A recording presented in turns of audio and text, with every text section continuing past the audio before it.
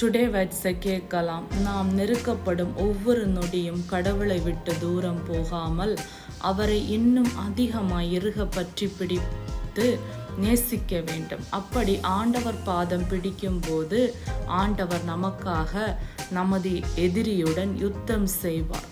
கைவிட மாட்டார், தூக்கி சுமப்பார் தமது மார்பில் வைத்து. தேவனை மட்டும் இறுக பற்றி அவரை கட்டி அணைத்து பிடி. தேவன் உன்னை வெறுக்க மாட்டார், தூக்கி சுமந்து உன்னை உயர்த்தி வைப்பார். கலங்காதே, நீ எப்பொழுதும் தனியானவன், உனக்கு துணையாக எவரும் இல்லை என கலங்காதே. தேவன் உனக்கு பக்க பலமாய் எப்பொழுதும் உண்டு என்பதை மறவாதே. தேவனே உன் அடைக்கலம். இன்னைக்கான வசனத்தை கேட்கலாம். யோவேல் 2:26.